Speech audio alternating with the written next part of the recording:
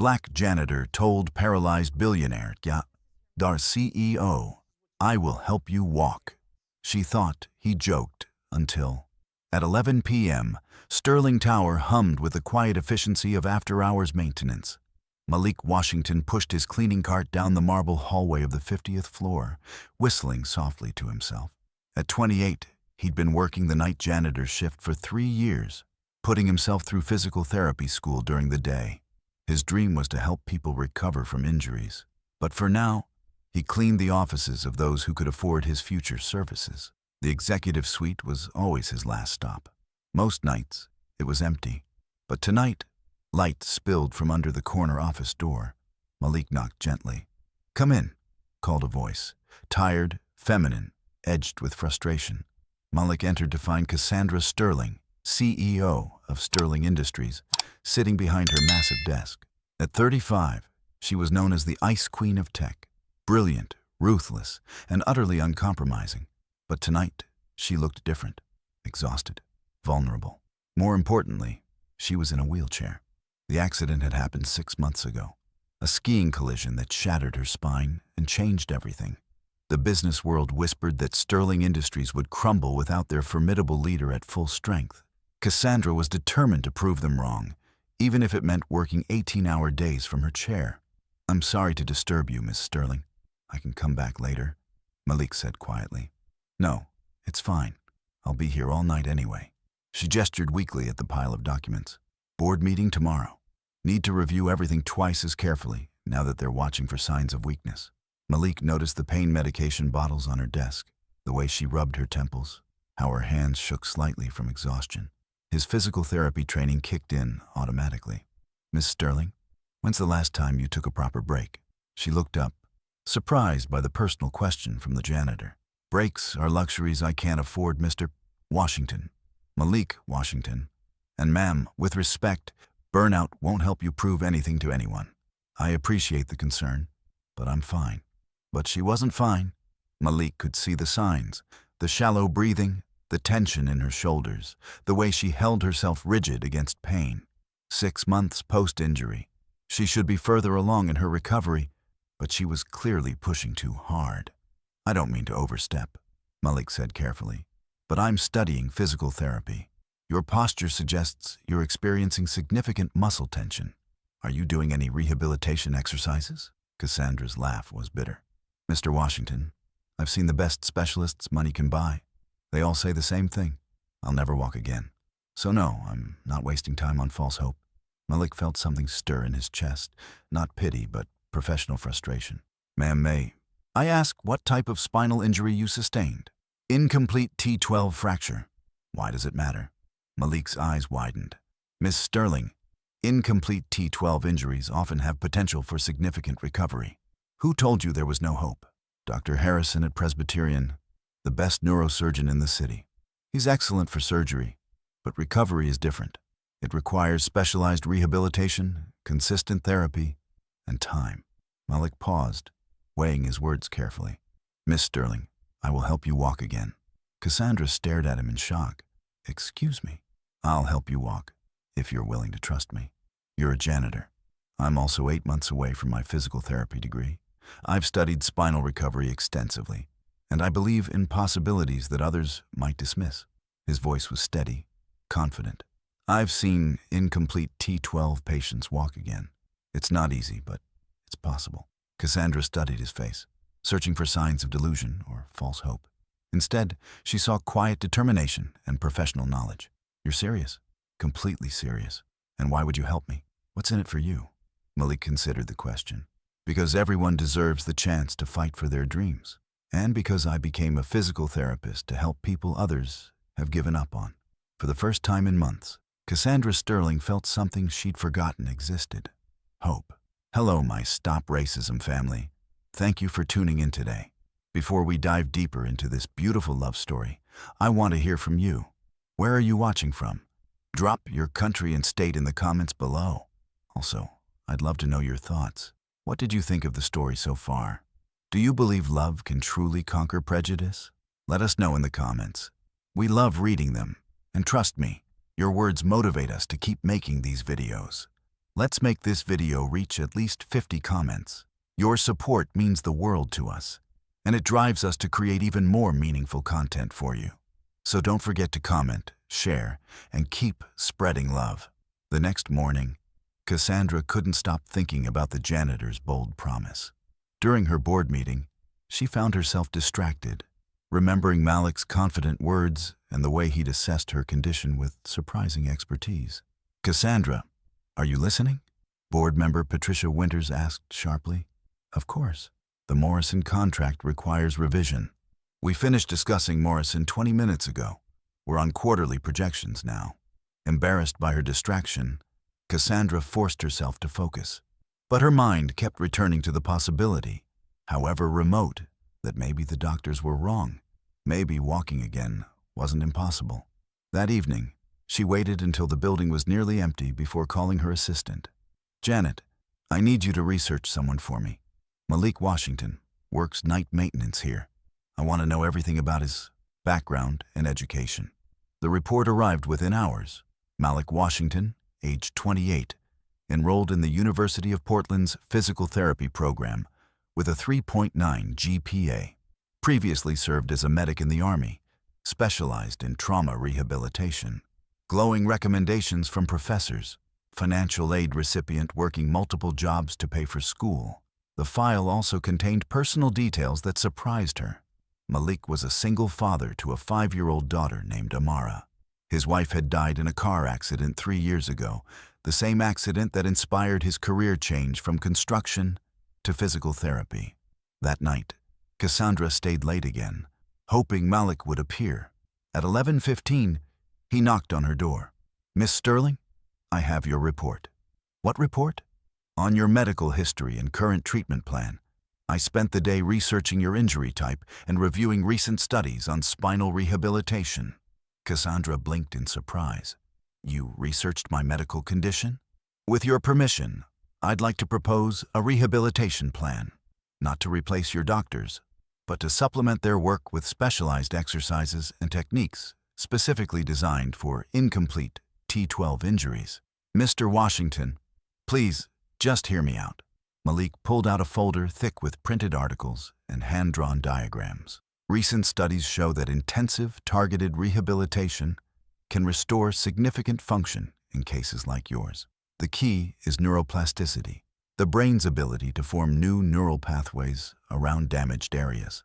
Cassandra found herself leaning forward, intrigued despite herself. "Go on."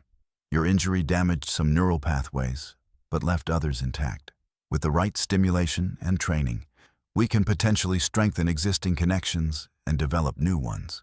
It requires daily sessions, specific exercises, and patience." "How long?" "Honestly, months, maybe a year or more, and there's no guarantee. But the potential for improvement is real." Cassandra studied the research he'd compiled. The articles were legitimate, from respected medical journals. The proposed exercises were detailed and specific. This wasn't false hope. It was evidence-based possibility. "Why?" she asked quietly. "Why are you willing to invest so much time in helping me?" Malik was quiet for a moment. "Because I know what it's like to have everything change in an instant. When my wife died, I thought my world was over. I had to learn to walk again emotionally, had to rebuild my entire life for my daughter's sake. That's different, is it? You're fighting to rebuild your life too? The circumstances are different, but the courage required is the same." Cassandra felt something crack in the armor she'd built around her heart. What would this involve exactly? "Daily sessions, probably an hour each.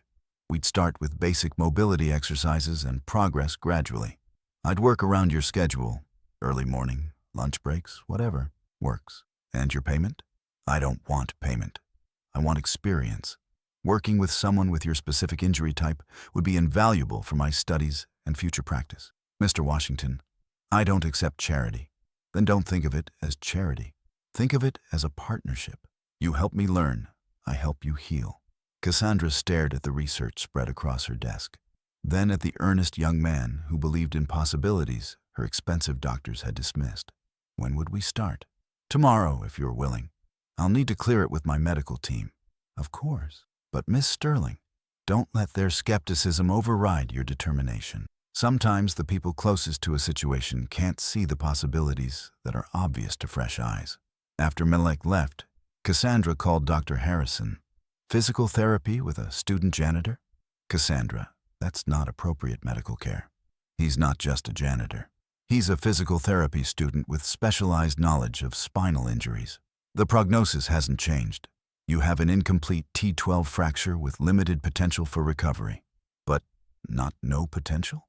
Dr. Harrison was quiet for a moment. Cassandra, I don't want you to set yourself up for disappointment. I'm already disappointed. At least this way. I'm actively fighting instead of passively accepting. The next morning, Malik arrived at Cassandra's office at 6 a.m. with a portable massage table and a bag of equipment. Word had spread quickly through the executive floor that the CEO was working with the night janitor on some kind of medical treatment. Are you sure about this? Janet, her assistant, asked nervously. People are talking. Let them talk, Cassandra replied, though she felt butterflies in her stomach. Close my door and hold all calls for the next hour. Malik set up the table with professional efficiency. We'll start with basic assessments, testing sensation, muscle response, range of motion. Nothing dramatic today, just establishing a baseline. As he guided Cassandra through simple exercises, testing her reflexes and sensation levels, she was struck by his gentle professionalism. His hands were strong but careful, his instructions clear and encouraging. Good. I'm detecting sensation in areas your doctors may have written off, he said, making notes. Your left leg shows more response than your medical files indicate. Really? Really? Now, I want you to try something. Close your eyes and focus all your attention on your right foot. Try to wiggle your toes. Cassandra concentrated intensely. For a moment, nothing. Then, the faintest movement. Did you see that? She gasped. I saw it. Minimal movement, but definite neural activity. Malik's smile was radiant. Miss Sterling, your nervous system is more intact than anyone realized. Over the following weeks, their daily sessions became the highlight of Cassandra's day.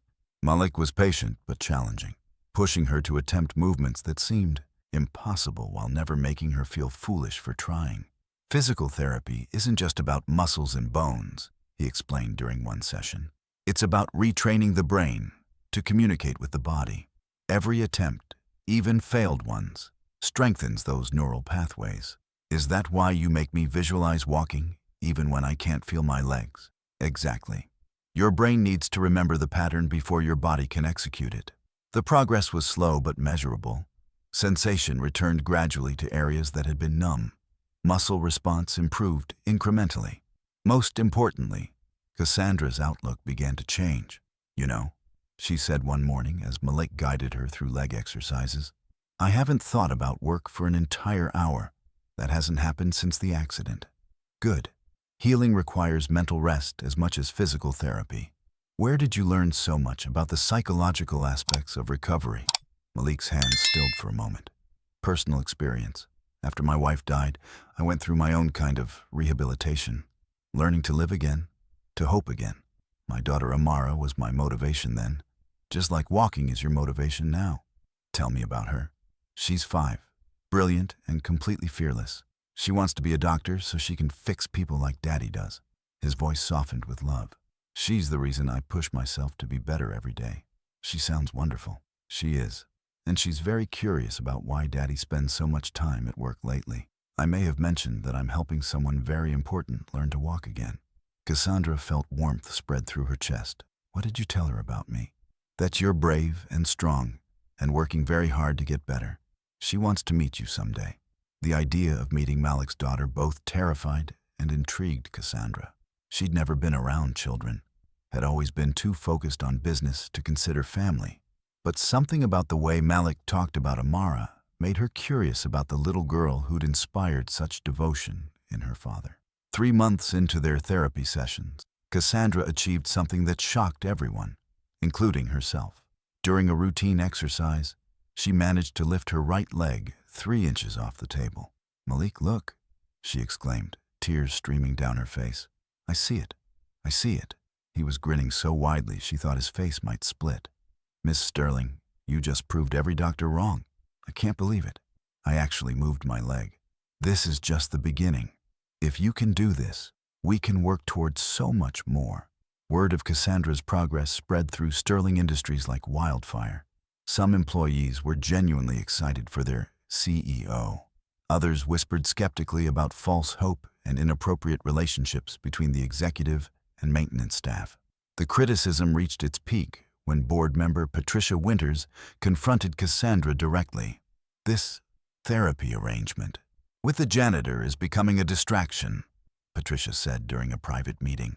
People are questioning your judgment. My judgment about what exactly? Cassandra, you're a brilliant CEO, but you're emotionally vulnerable right now. This man is taking advantage of your situation. Malik is helping me regain function that my expensive specialists said it was impossible. Or he's filling your head with false hope while positioning himself for other benefits. Cassandra's voice turned ice cold. What are you implying, Patricia? I'm saying a young man working as a janitor who suddenly takes personal interest in a wealthy, powerful woman might have motivations beyond medical assistance. Get out. Cassandra, get out of my office now, before I say something we'll both regret. That evening, Cassandra was still fuming when Malik arrived for their session. Rough day? He asked, noting her tense expression. Patricia thinks you're taking advantage of me. Malik's hands stilled on the exercise equipment. I see. She thinks you're after money or position or other things. And what do you think? Cassandra met his eyes directly. I think Patricia can't imagine why someone would help another person without ulterior motives, because she's never done anything without calculating the benefit to herself. But you have doubts. No, Cassandra said firmly. I don't. Malik, in 3 months, you've given me more hope and progress than 6 months of traditional treatment. You've never asked for anything except the chance to help. If that's taking advantage, then everyone should be so lucky to be taken advantage of. Malik smiled, but she could see the hurt in his eyes. It bothers you that people are talking? It bothers me that people think so little of your character. Or maybe they think so little of the possibility that someone like me could genuinely care about someone like you. The words hung in the air between them, heavy with unspoken meaning. Because somewhere during the long hours of therapy, the quiet conversations, and the shared victories, caring had grown into something deeper for both of them. Malik, Cassandra said softly, what's happening between us? I don't know, he admitted. I came here to help you walk again. I didn't expect to. To what? To care about you so much. To think about you when I'm not here. To want your happiness beyond just your physical recovery. Cassandra felt her heart racing. I've never felt this way about anyone. Neither have I. Not since my wife. So what do we do? Malik moved closer to her wheelchair. We be honest about what we're feeling, and we decide if we're brave enough to see where it leads. Even with everyone watching, everyone judging, especially then. Cassandra, you're fighting to walk again despite everyone saying it's impossible. Maybe it's time to fight for your heart too. Their relationship shifted after that conversation. The therapy sessions continued, but now they were interwoven with deeper conversations, shared lunches, and stolen moments of connection. Cassandra found herself looking forward to their time together, not just for the physical progress, but for the emotional intimacy she'd never experienced before. Tell me about your wife, she said one afternoon as they worked on leg strength exercises. Maya was light, pure joy and optimism. She could find hope in any situation, see potential in every person. She would have loved watching you fight to walk again. Do you think she'd approve of this? Us? Malik considered the question carefully. Maya always said that love isn't a finite resource, that caring for someone new doesn't diminish what you felt for someone before. She'd want me to be happy, to give Amara a complete family, if possible. A complete family, Cassandra repeated softly. I've never thought about having a family. What did you think about? Before the accident, I mean. What were your dreams beyond business? Honestly, I didn't have dreams beyond business. Success was everything, the only thing that mattered. But now I wonder what I was really building toward. What's the point of an empire if you have no one to share it with? Their sessions began extending beyond the scheduled hour. Malik would arrive early to share coffee with her, stay late to help with evening exercises. Gradually, Cassandra's progress accelerated. She could move both legs consistently, maintain muscle contractions for longer periods, and even support some weight during standing transfers. I want to meet Amara, Cassandra announced one day, after successfully standing for 30 seconds with assistance. Are you sure? She's a lot. Very energetic, very curious, and she asks approximately 1,000 questions per minute. I'm sure. If this is going somewhere, I need to know I can connect with your daughter. And if you can't, then we'll figure it out. But Malik, she's part of you. I can't care about you without caring about what matters most to you. The meeting was arranged for Saturday afternoon at a nearby park. Cassandra had never been more nervous for any business meeting than she was for this encounter with a 5-year-old. Amara was exactly as Malik had described, a whirlwind of energy and questions wrapped in pigtails and a bright yellow dress. "Are you the lady my daddy is teaching to walk?" she asked immediately, climbing onto the park bench next to Cassandra's wheelchair. "Yes, I am. Your daddy is helping me get stronger. Do your legs hurt?" Daddy says sometimes when people get hurt, they need extra help to feel better. Sometimes they do hurt, but your daddy makes them feel better. Daddy's really good at fixing people. He fixed me when I was sad about Mom. Cassandra glanced at Malik, who was watching the interaction with careful attention. "How did he fix you?" "He told me stories and hugged me a lot and said, 'Mommy's love doesn't go away, even when she can't be here.' And he makes really good pancakes. Pancakes help fix sadness. Chocolate chip pancakes fix everything," Amara declared solemnly. By the end of the afternoon, Amara was sitting in Cassandra's lap, showing her how to braid doll hair while chattering about kindergarten adventures. Watching his daughter bond with the woman he was falling in love with, Malik felt a sense of rightness he hadn't experienced since losing Maya. "She likes you," he said as they prepared to leave. "I like her too. She's extraordinary." "Daddy," Amara tugged on Malik's sleeve, "is Miss Cassandra going to be my new mommy?" Malik and Cassandra exchanged glances over the little girl's head, both blushing furiously. "Amara, we're not, because I think she should be," Amara continued matter-of-factly. "She's really nice, and she smells pretty, and she didn't get mad when I spilled juice on her dress.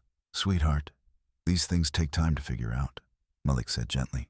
"Okay, but I hope you figure it out fast because I like her." As they drove home, Cassandra was quiet, processing the afternoon's events. "Any regrets?" Malik asked. "About what?" "Getting involved with a single father. It's complicated. Bringing a child into the equation. Malik, that little girl is remarkable. If anything, meeting her makes me more certain about this, not less." "Really?" "Really. She makes me want to be someone worthy of the trust she'd place in me." "You already are." "I hope so, because I think I'm falling in love with both of you." How's this story hitting you so far? Tell us in the comments. If you're loving it, type 1. If not, type 0. We want to know what you think. As Cassandra's relationship with Malik deepened and her physical progress continued, the business world took notice. Business journals ran articles questioning whether a CEO with a significant disability could effectively lead a major corporation. The fact that her physical therapist was also her romantic partner provided additional fodder for gossip. "Sterling Industries stock drops amid CEO romance scandal," read one particularly harsh headline. "They're calling it a scandal," Cassandra said bitterly, throwing the newspaper across her office. "Let them call it whatever they want," Malik replied, continuing with her morning therapy routine. "The only opinions that matter are ours and the people who actually care about us." Easy for you to say. Your job isn't threatened by tabloid speculation, isn't it? Do you think Sterling Industries is the only place I could work? That other companies won't see these articles and wonder about my professional judgment? Cassandra looked stricken. "I didn't think about that." "Malik, if this is hurting your career prospects, it's not. And even if it were, do you really think I'd choose career advancement over love?"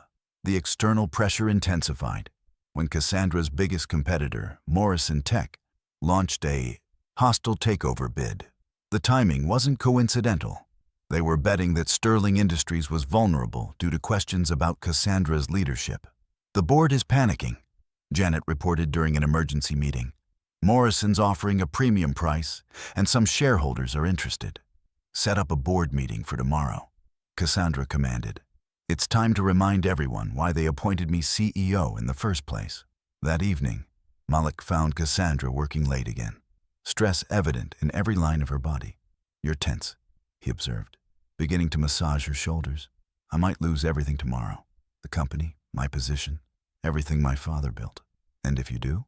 "What do you mean, if I do?" "Malik, this company is my life." "No, he said firmly. Your life is what we're building together.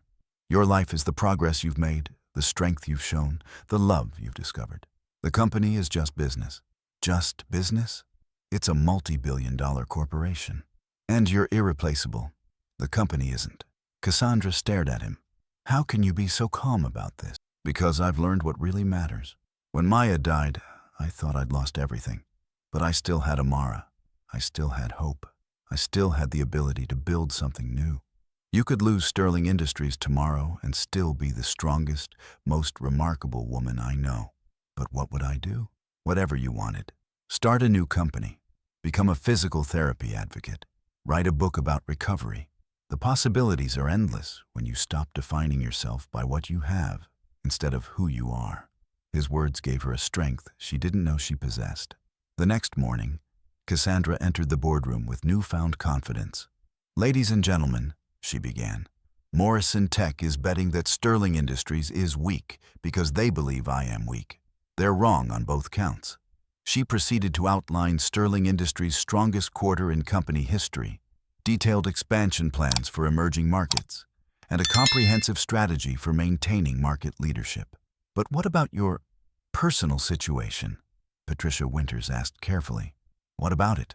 I'm in a committed relationship with a man who has helped me achieve what medical experts said was impossible. My personal happiness has made me a stronger leader, not a weaker one.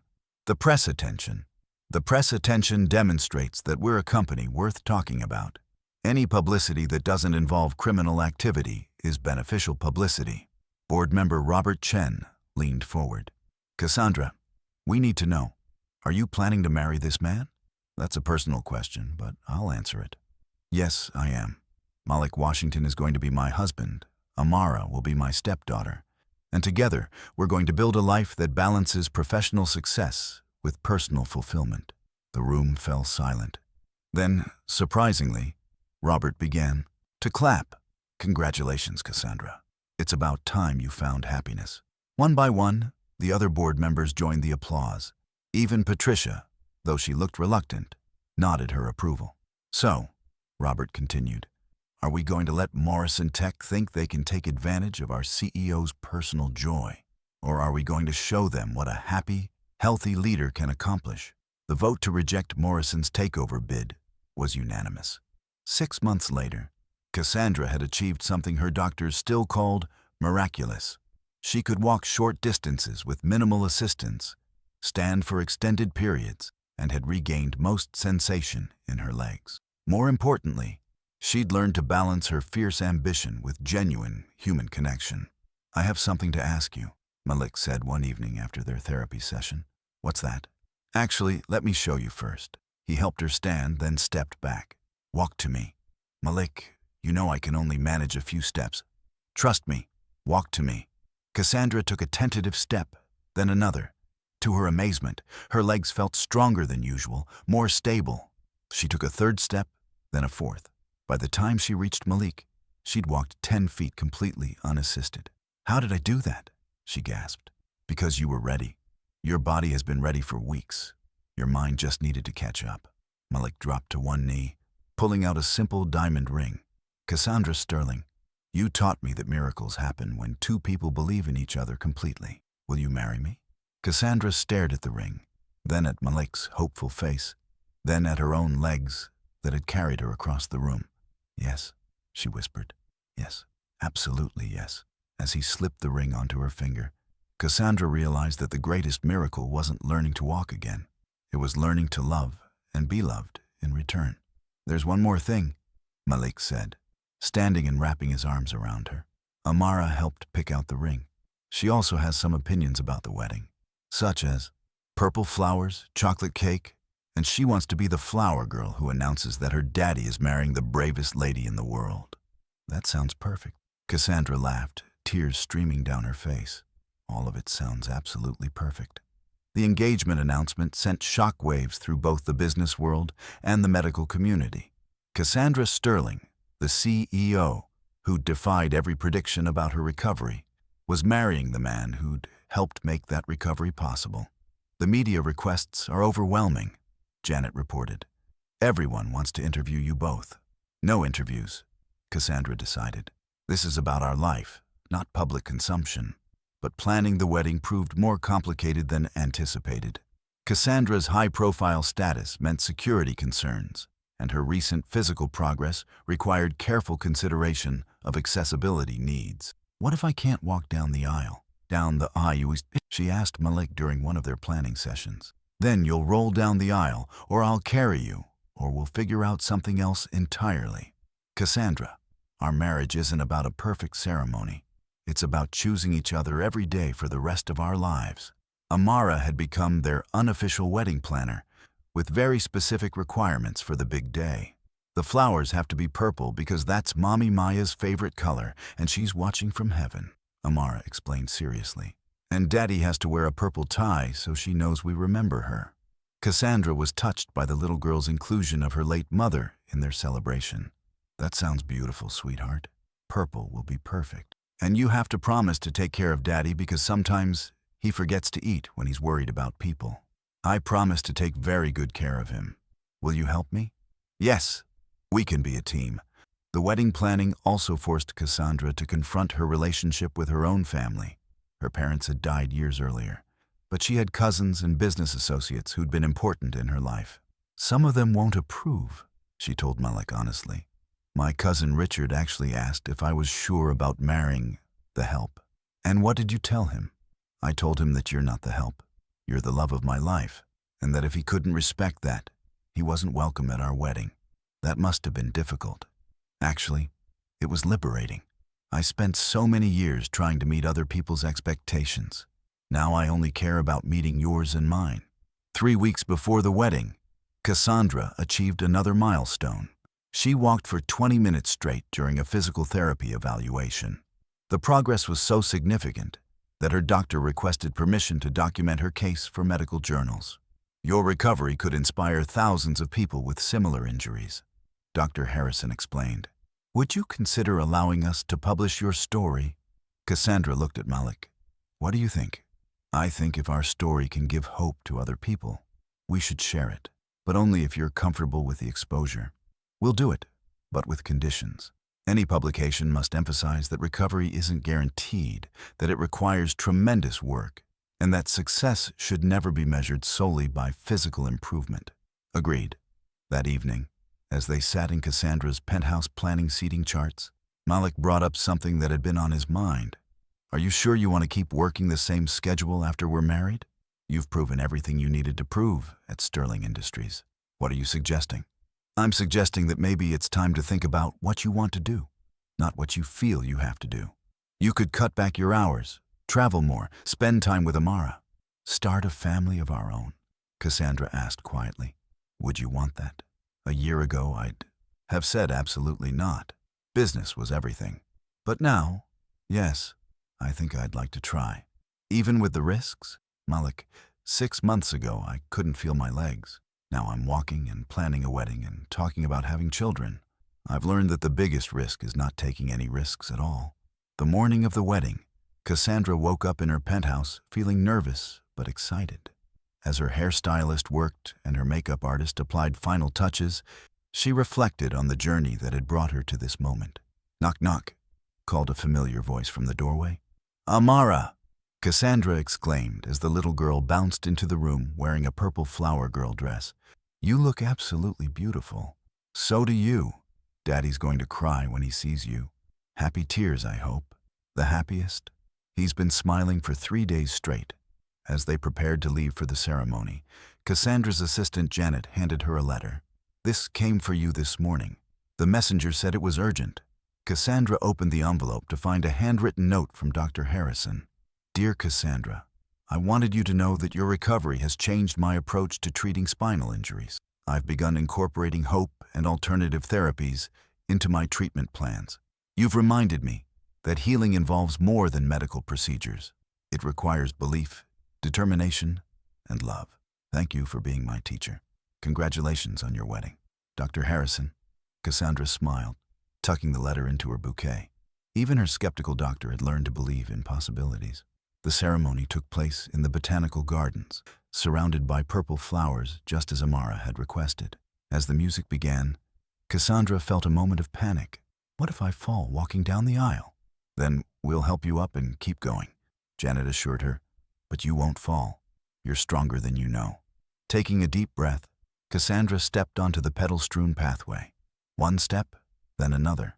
The guests rose to their feet, many wiping away tears as they watched her walk unassisted toward the man who'd believed in her when no one else would. Malik stood at the altar in his purple tie, his face radiant with joy and pride. Beside him, Amara bounced excitedly, clutching her basket of flower petals. "Daddy, she's walking," Amara whispered loudly, causing laughter to ripple through the crowd. When Cassandra reached the altar, Malik took her hands in his. "You're breathtaking," he whispered. "You're crying," she whispered back. Happy tears, just like Amara predicted. The ceremony was simple but profound. They'd written their own vows, speaking honestly about the journey that had brought them together. "Malik," Cassandra began, "you came into my life when I had lost hope, lost faith in my own strength. You didn't just help me learn to walk again. You helped me learn to live again. You showed me that love isn't a weakness, but the greatest strength of all." Malik's voice was thick with emotion as he responded. "Cassandra, you taught me that miracles aren't just possible. They're inevitable when two people refuse to give up on each other. You've made me a better man, a better father, and a better human being. I promise to spend every day proving worthy of your love." When the minister pronounced them husband and wife, Malik kissed Cassandra as she stood on her own 2 feet, surrounded by friends, family, and the undeniable proof that love really could conquer anything. 6 months after the wedding, Cassandra and Malik had settled into married life with surprising ease.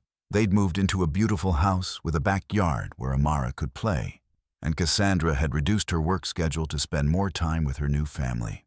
"Mommy Cassandra, watch this," Amara called from the monkey bars, using the name she'd chosen for her stepmother. "I'm watching, sweetheart. You're getting so strong." Malik wrapped his arms around his wife from behind. "Any regrets about the slower pace?" "None whatsoever.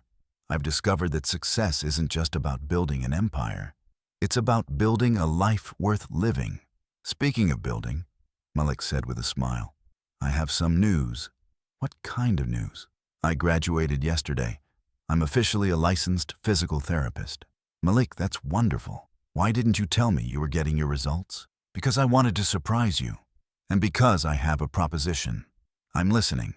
What would you think about starting a rehabilitation center together? Combining your business expertise with my clinical knowledge to create something that helps people like you. People who've been told recovery is impossible." Cassandra turned in his arms, her eyes shining. "A rehabilitation center? Specialized spinal injury recovery, cutting-edge techniques, holistic approaches, and most importantly, hope. We could help people who've been written off by traditional medicine." "That sounds incredible and expensive." "I've been thinking about that too. What if we partnered with Sterling Industries? Corporate social responsibility initiative, tax benefits, and genuine impact. It's good business and good medicine." Cassandra kissed him softly. "Have I mentioned that I love your brain? Almost as much as I love yours." 3 months later, the Sterling Washington Rehabilitation Center opened its doors. The facility was state-of-the-art, but what set it apart was its philosophy, that recovery was about more than physical improvement, that hope was as important as medicine, and that every patient deserved to be treated as a whole person, not just a collection of symptoms. Cassandra split her time between running Sterling Industries and managing the business side of the center, while Malik worked directly with patients. Their first success story was a young veteran with a spinal injury similar to Cassandra's, who, after 6 months of treatment, was able to walk at his wedding. "We're changing lives," Cassandra said one evening as they reviewed patient progress reports. "We're giving people what you gave me," Malik replied, "the chance to believe in themselves again." 1 year after opening the rehabilitation center, Cassandra and Malik received news that changed everything. She was pregnant. The pregnancy was considered high risk due to her spinal injury, but with careful monitoring and Malik's expertise, everything progressed smoothly. "Are you scared?" Amara asked, placing her small hand on Cassandra's growing belly. "A little," Cassandra admitted, "but I'm more excited than scared. The baby's going to be so lucky to have you as a mommy." You're the best at taking care of people." "Thank you, sweetheart. That means everything to me." When baby Michael was born healthy and strong, the entire extended family from Sterling Industries to the rehabilitation center celebrated. Cassandra held her son in the same hands that had once been too weak to lift a coffee cup, marveling at the journey that had brought her to this moment. From paralyzed CEO to walking, married mother, she whispered to Malik as they watched their children play together in the hospital room. "Any regrets about the path that led us here?" "Not one. Even the accident, even the pain, it was all worth it to find you. And I'm grateful every day for that night shift 3 years ago when I knocked on your office door. When you told me you'd help me walk again, I had no idea I was really promising to help you live again." The rehabilitation center continued to grow, helping hundreds of patients and establishing new protocols for spinal injury treatment. Cassandra's case became a landmark study, referenced in medical schools and inspiring a new generation of physical therapists. But for Cassandra and Malik, the greatest success wasn't professional recognition or medical breakthroughs. It was the life they'd built together, a marriage based on mutual respect, shared dreams, and the unshakable belief that love could overcome any obstacle. How's this story hitting you so far? Tell us in the comments. If you're loving it, type 1. If not, type 0. We want to know what you think. 5 years after Malik first promised to help Cassandra walk again, they stood together at the annual gala for the Sterling Washington Rehabilitation Center. The event raised funds for patients who couldn't afford treatment and honored medical professionals who went above and beyond for their patients. "Ladies and gentlemen," Cassandra addressed the crowd, "5 years ago, I was told I would never walk again. Tonight, I stand before you not just as someone who defied that prognosis, but as someone who learned that the most important journeys aren't about moving your legs. They're about opening your heart." The audience erupted in applause as Malik joined her on stage, 8-year-old Amara and 3-year-old Michael beside them. "The man standing next to me didn't just help me walk again," Cassandra continued. "He helped me understand that strength isn't about doing everything alone. It's about accepting help from those who love you. That success isn't just about professional achievement. It's about the people you choose to share your life with." Malik took the microphone. "Cassandra taught me that healing happens when we combine medical knowledge with human compassion, when we treat symptoms, but also treat souls. Together, we've learned that the impossible becomes possible when two people refuse to give up on each other." In the audience, Dr. Harrison wiped away tears, thinking about all the patients he'd approached differently because of what Cassandra and Malik had taught him. Physical therapy students from Malik's alma mater took notes, inspired by his unconventional approach to treatment. Business leaders reconsidered their own work-life balance, seeing how Cassandra had redefined success. "Before we end tonight," Cassandra said, "I want to share something important. Next month, Malik and I will be opening a second rehabilitation center, this one specifically for low-income patients, because healing shouldn't be a privilege, it should be a right." The announcement brought the crowd to their feet in thunderous applause. Later that evening, as they tucked their children into bed, Amara had a question. "Mommy Cassandra, do you think Mommy Maya is proud of our family?" Cassandra exchanged glances with Malik, then knelt beside the little girl's bed. "I think she's very proud. I think she's happy that your daddy found love again, that you have a little brother, and that we're all taking care of each other. And I think," Malik added, "that she's proud of how we're helping other families stay together by helping people heal." As they turned off the lights and headed to their own room, Cassandra reflected on the incredible journey that had brought them to this moment. A night shift janitor's bold promise had transformed 2 lives, created a family, and started a movement that was changing how the medical world approached spinal injury recovery. "No regrets?" Malik asked, echoing a question he'd posed many times over the years. "Only one," Cassandra replied, surprising him. "What's that?" "I regret that it took a life-changing accident for me to learn what really matters. But then again, maybe I needed to lose everything I thought was important to discover what actually was important. And what's that? Love, family, purpose, the chance to make a difference in people's lives." She kissed him softly. "The chance to build something beautiful with someone who believes in possibilities, even Impossible ones? Especially impossible ones. The former paralyzed CEO and the janitor who'd promised to help her walk had indeed built something beautiful together. A love story that proved miracles happen when determination meets compassion, when professional skill combines with personal devotion, and when two people choose to believe in each other against all odds. Their legacy lived on in every patient who took their first steps at the rehabilitation center, in every family reunited by the healing power of hope, and in every medical professional who learned that sometimes the best treatment combines cutting-edge therapy with old-fashioned love. As they fell asleep in each other's arms, surrounded by the family they'd created and the life they'd built together, Cassandra and Malik knew that they'd found something more valuable than any fortune, more powerful than any position, and more lasting than any professional achievement. They'd found love and proved that when it's combined with courage, determination, and unwavering belief in each other, love really could help anyone learn to walk again.